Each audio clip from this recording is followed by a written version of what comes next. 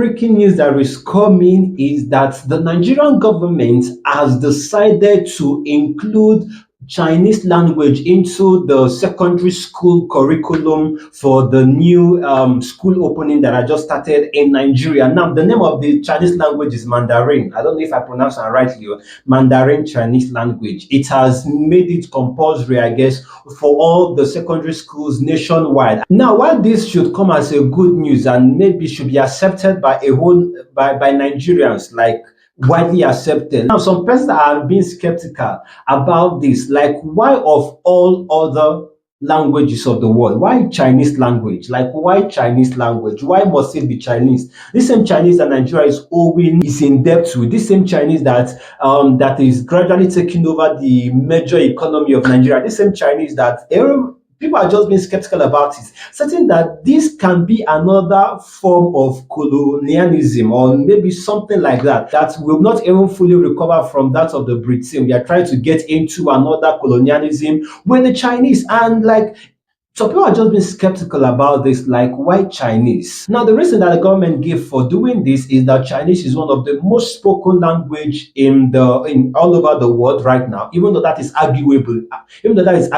because we have a whole number of other languages that it's even widely more spoken than the Chinese language globally, on the global scale. But why the government chose Chinese? Like, maybe because I think Chinese is the country that Nigeria shares a very strong bilateral relationship. Like, when you talk about business, economy, when you talk about idea sharing and partnership and all of that, I think China is the major deal breaker for Nigeria. And that is why, in order to simulate that transactional relationship and also to simulate that mutual relationship that is between these both countries, Nigerian government has decided to implement, or rather to inculcate, the Chinese language into our school curriculum. Maybe so that in the long run, it will be easier for Nigerians to interact with those Chinese and maybe build business and all of that. But Nigerians are not actually seeing it in this way, because Nigerians are always skeptical.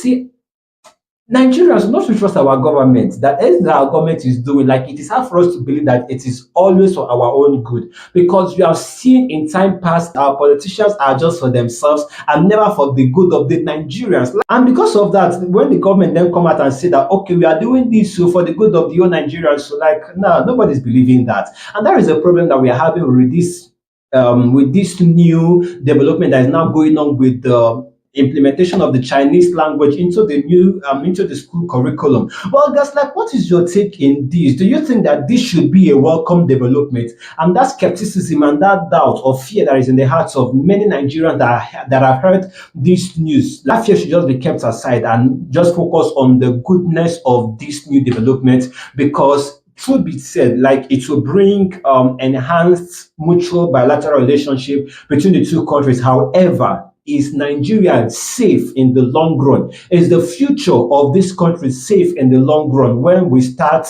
when we start going deep into this Chinese relationship of it? Well, guys, what is your take in this? I go in the comment section to wait for your thought. Like, don't forget to like and share this video. Subscribe on this channel if you're to do so, and I'll see you in the next. This is Gist TV.